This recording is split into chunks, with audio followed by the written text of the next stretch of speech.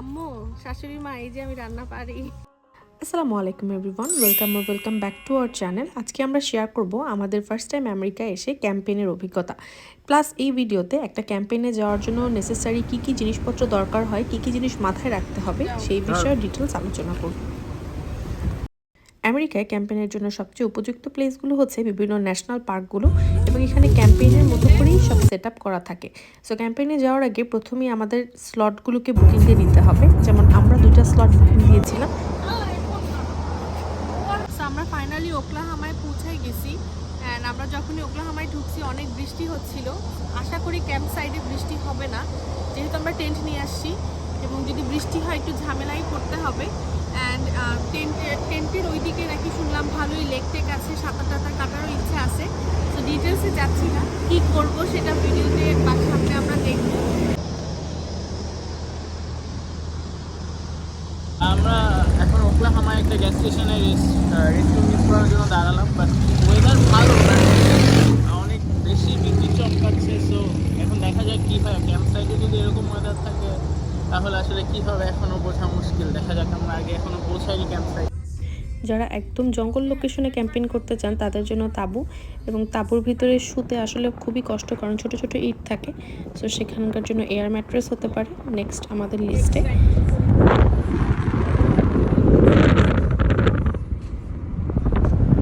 ভাষায় বলতে হবে বিশালের মধ্যে কোনো ডিফারেন্স না, তারা সবসময় চায় তাদের কথা সত্যি হবে, এটা খারাপ। আমরা আমাদের ক্যাম্প সাইডে চলে আসছি, অ্যান্ড ক্যাম্প সাইডের নাম হচ্ছে এরিয়া 51। অ্যান্ড এটা কোন area 51 I don't know, but মজার জিনিস হচ্ছে এই জায়গাটা সম্পর্কে এখানে একটা অনেক বড় লেক আছে। লেকটা আমি দেখাবো। এখন প্রচণ্ড বৃষ্টি হচ্ছে। এই লেকটা তৈরি করেছিল ইউএস আর্মি, এবং এখানে ক্যাম্প সাইডের কিন্তু বিভিন্ন ভাগ ভাগ নেম আছে। বোটিং এরিয়া, দেন হচ্ছে লেক সাইড এরিয়া, অ্যান্ড আরও অনেক কিছু, আমি অনেকগুলো নাম আছে, দেখে বলতে হবে। তো এইটা কিন্তু কৃত্রিম একটা লেক এবং কৃত্রিম একটা ক্যাম্প সাইট, এবং এখানে দেখা যাচ্ছে যে আমরা অনলাইনের থ্রুতে আগে থেকে প্রায় উইকস আগে থেকে আমাদেরকে জায়গাটা বুকিং দিতে হয়। যে মজা লাগতেছে যে এখানে এসে একটা বৃষ্টি, ফার্স্টে ভাবছিলাম ভিজবো না, কিন্তু অনেক সুন্দর বৃষ্টি। আসো বিশাল। আমাদের পৌঁছানোর কথা ছিল দুপুরে, কিন্তু আমরা পৌঁছাতে অনেক লেট করে ফেলি, প্রায় 2-3 আওয়ার্স আমরা লেট হয়ে যাই। সো এখানে ঢুকতেই ওদের যে অফিস, মানে এখানকার সব নিয়ন্ত্রণ করছে অফিস, তো সেখানে ততক্ষণে অফ হয়ে গিয়েছিল, বিকাল 5টা বাজে। অ্যান্ড আমরা দেখছিলাম যে আকাশ ভরে অনেক মেঘ। তো এই পার্কে আসলে কি কি দেখতে পারবো তার একটা ব্রিফিং ছিল, যে বিভিন্ন রকম ফিশ, অভয়ারণ্য, দেন বিভিন্ন পশু পাখি, যেমন আমরা লাইভ হরিণ দেখেছি।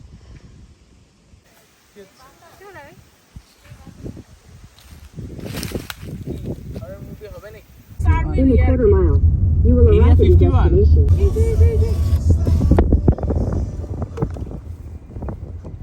চলে গেল।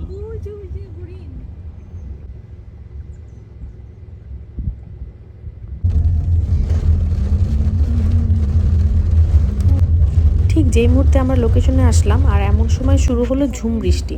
সো এটা আমাদের ক্যাম্প সাইট, এবং আমরা হচ্ছে টুকটাক একটু নাস্তা করে নেই। কথা ছিল এগুলা খোলা আকাশের নিচে করব, তবে বৃষ্টির মধ্যে সম্ভব হয়নি।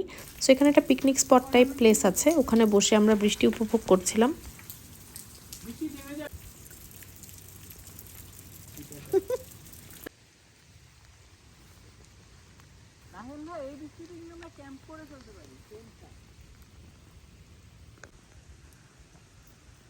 এখন যাচ্ছি আমাদের টেন্ট সেট করতে, প্লাস আমাদের রান্না বান্না করতে হবে। এখন অলরেডি টাইম অলমোস্ট 6টা বাজে। সো একটু পরে আমাদের সূর্য ডুবে যাবে। সো আমাদেরকে যদি খুব তাড়াতাড়ি আমরা টেন্টটা না করি, সো আমরা রাতের বেলা অন্ধকারে আসলে কিছু করতে পারবো না, কারণ এখানে এটা খুবই একটা নেচার লাভিং এরিয়া। সো এখানে কোনো লাইট নাই, বা ইলেকট্রিসিটি আছে বাট লাইট এর সংকট। সো আমাদের দিনের আলো থাকতে থাকতে ক্যাম্পটা রেডি করতে হবে।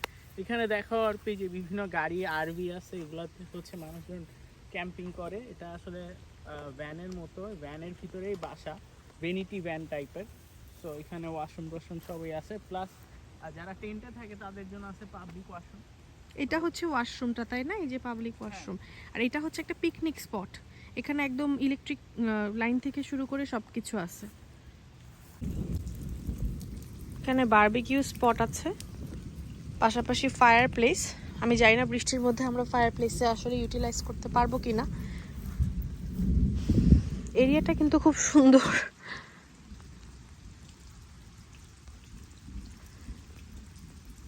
প্লাস বিভিন্ন স্পোর্টসেরও ব্যবস্থা আছে,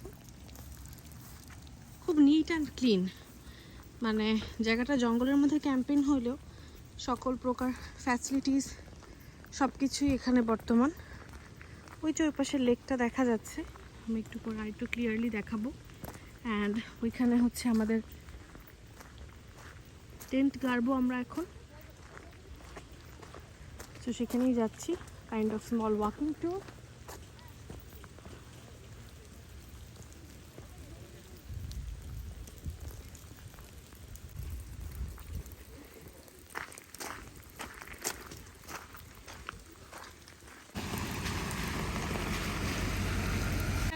না না সেট করাই। হ্যাঁ এগুলো তো করতে হবে। ও এগুলো মানে গর্ত গেড়ে গেড়ে দিতে হবে। দরজা কিন্তু এই পাশে দেওয়া। দরজা এই পাশে আছে। আপু এইটা 6 জনের কিভাবে হয়? হ্যাঁ দাদা ভাই লেখা আছে, আমি কি করব? আরো ছড়াবে কোথায়? না না আচ্ছা ঠিক না। টেন্টে এখানে লেখা ছিল এটা ফর 6 পিপল, বাট আমার মনে হয় 3 জনের বেশি আসলে এখানে অ্যাডজাস্ট করা ভেরি টাফ। আর যদি একটু জমিনটা ভালো হয়, মানে নিচটা যদি এত বেশি উঁচু নিচু না হয়, তাহলে 4 জন, বাট 6 জন আসলে টু মাচ। এগুলো লাগবে না হ্যাঁ? অর্পি ছাপু এই হ্যাঁ উপর দিয়ে নিচে দিয়ে মনে হয় না সম্ভব। এইভাবে লাগে তো? হ্যাঁ হ্যাঁ টান দেন, এটা রাবারের মতো। ও ওইখানে এখানে ক্যাম্পিং শুনলে খুব সানি একটা ডে, অনেক হাইকিং এ যাবতীয় ব্যাপার মাথায় আসে, কিন্তু আমাদেরটা ছিল পুরো রেনি ডে। আমরা চলে যাবো এখন কুকিং সেকশনে, এবং সেটার জন্য রাইস কুকার, মুরগি বা যে আইটেমটা রান্না করতে চাই সবচেয়ে ইজিয়েস্ট রেসিপিটাই চুজ করা বেটার হবে। ভাত প্লাস ডাল প্লাস পেঁয়াজ মরিচ রসুন আদা বাটা এবং সকল মশলা। আমরা হচ্ছে এখন শুরু করব রান্না বান্না। তো আমরা জিনিসপত্র বের করতেছি। থ্যাঙ্কফুলি বৃষ্টিটা কমছে। আর এটা হচ্ছে সব আমাদের ফ্রোজেন ফুড। আমরা মুরগি নিয়ে আসছি, ডিম নিয়ে আসছি, আর কী কী মেনু নিয়ে আসছি সেটা দেখতে পুরোটা ভিডিও দেখব। আর এই তো আমাদের ব্যাগডালার মধ্যে আমরা পুরো আমাদের একদিনের সংসার সাজিয়ে নিয়ে চলে আসছি। তো এই যে আমাদের এখানে রান্না সেট আপ হচ্ছে। ক্যাম্প সাইডের জন্য এখানে আলাদা করে পানির সিস্টেম আছে, দেন এখানে হচ্ছে প্লাগের সিস্টেম আছে, দেন বারবিকিউ সিস্টেম আছে।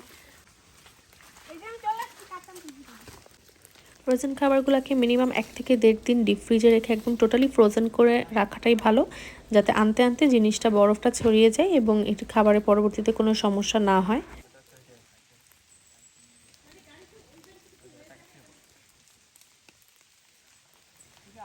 এত বেশি বৃষ্টি হচ্ছিল যে আমরা প্লাগগুলোকে একটা ছাতার নিচে করে এখানে রাখি, যেন হচ্ছে বৃষ্টি না পড়ে।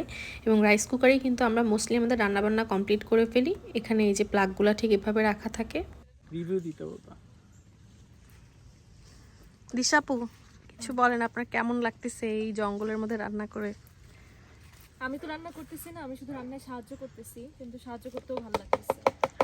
নাহিয়ান ভাইয়া প্রফেশনাল শেফ, সবসময় তো রান্না করি এই প্রকৃতির মাঝে রান্না করতেও একটা অন্যরকম অনুভূতি আছে, ভালো লাগে।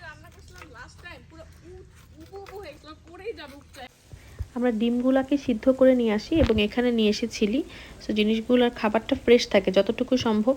আর রাইস কুকারে কিন্তু খুব মজার খিচুড়িও রান্না করা যায়। আরেকটি ইম্পর্টেন্ট জিনিস হচ্ছে ছাতা। রোদ থাকুক আর বৃষ্টি, ছাতার কিন্তু কোনো বিকল্প নাই। আবার না না একবারই ঘটি গরম মানে কি? চানাচুর মাখা। আমার ঠিক আছে। হ্যাঁ ঠিক আছে।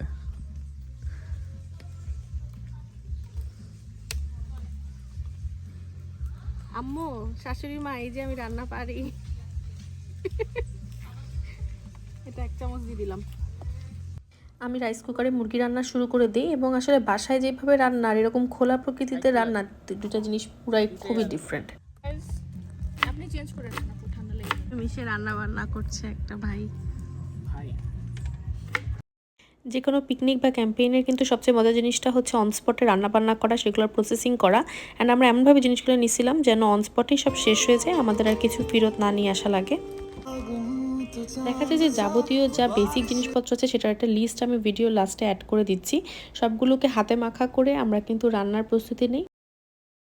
হয়তো বৃষ্টি না থাকলে আমরা একটু বারবিকিউ আইটেমে যেতাম, বাট যেটা পসিবল হয়ে ওঠেনি। সো আমরা ঠিক আমাদের ক্যাম্পের পাশেই রান্নাবান্নার আয়োজন সেট আপ করে ফেলি অ্যান্ড একে একে আসলে সব আমরা রেডি হয়ে যাচ্ছিল। খুবই এক্সাইটেড লাগছিল যে সন্ধ্যা হওয়ার আগে রান্নাবান্না কতটুকু কমপ্লিট হবে না হবে। আর এটা তো ডিমে তো পেঁয়াজ হবে না, ডিম ওটা পেঁয়াজগুলো বড় বড় রাখতে হবে। আপনারা পোর্টেবল ডাস্টবিন প্লাস ছুরি প্লাস বিভিন্ন spoons, one time plate, glass এবং দেখা যায় ঠান্ডা পানির জন্য চাইলে কিছু বরফ সাথে নিয়ে নেওয়া যায়, কিছু স্ন্যাক্স, কিছু চিপস, ব্রেকফাস্টের জন্য কিছু ক্রোসান্ট, ব্যানানা, পাউরুটি, পাশাপাশি আমরা কফি, চা এগুলো মেক করার জন্য জিনিসপত্র নিয়েছিলাম। ইলেকট্রিক কেটলি দিয়ে ইজিলি কিন্তু দেখা যায় চা কফি আমরা যখন ইচ্ছা বানিয়ে খেতে পেরেছি। আমাদের সময়টাকে আরও সুন্দর করার জন্য আমাদের সাথে ছিল পোর্টেবল স্পিকার, সো কন্টিনিউই গান বাজতেছিল এবং যখন একটু বিকাল হলো দ্য গোল্ডেন আওয়ারে কিন্তু চমৎকার একটা ভিউ ছিল যেখানে আমরা ছবি তুলি প্লাস ঘুরতেছিলাম সবাই মিলে, জায়গাটা এক্সপ্লোর করতেছিলাম।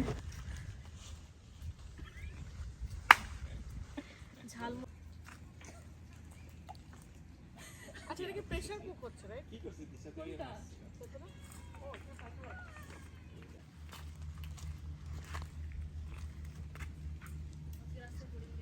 ট্র্যাশের পলিথিনটা আমরা এভাবে এখানে সেট আপ করে ফেলি একটু আমাদের থেকে দূরে, প্লাস এখানে হ্যান্ড ওয়াশেরও জন্য একটা পানির কল আছে। তো এখানে আমরা হ্যান্ড ওয়াশ নিয়ে গিয়েছিলাম, এখানে কোনো হ্যান্ড ওয়াশ থাকে না।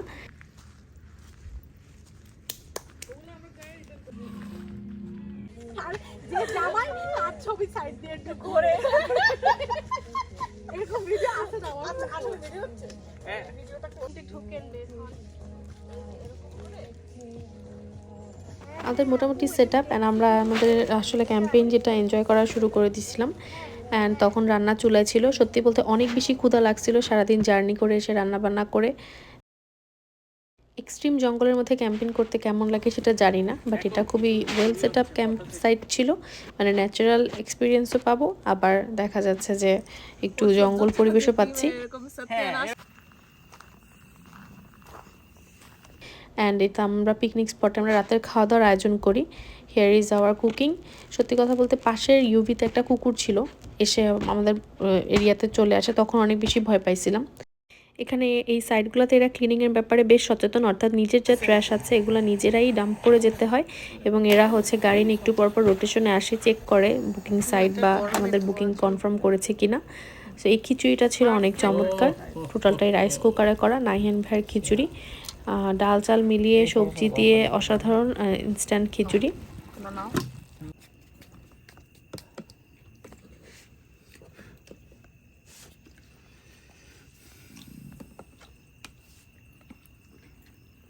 আকাশ ভরার তারার নিচে বসে আমরা কিন্তু অনেক গল্প করি এবং এরপর চলে আসে আমাদের মুড়ি পার্টি, যেটা বিশাল বলছিল ঘটি গরম।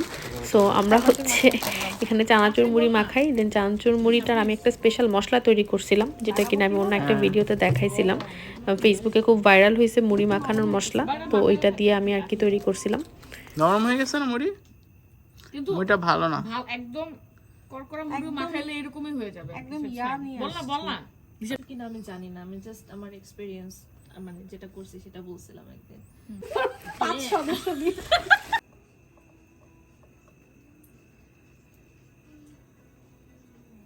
সবাই যখন চারদিকে ঘুমায় গেছে আমরা কিন্তু একদম রাত জাগা পাখির মতো জেগে বসেছিলাম।